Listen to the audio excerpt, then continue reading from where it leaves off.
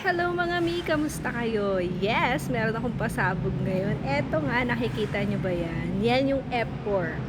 Hello mga tita. Sino yung mga masasakit na yung tuhod dyan?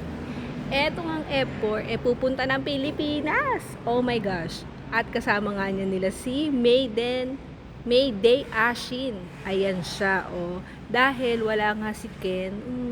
Yung pa naman ang bias ko si Ken. Pero carry lang. Basta andyan si Dao Mingse.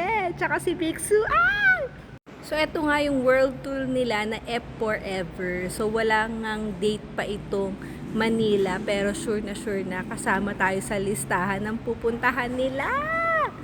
Anyway, sana lahat makapunta, kasama na ako dyan. Kasi nga, kailangan na natin ihanda ang tuhod, ang ipon syempre.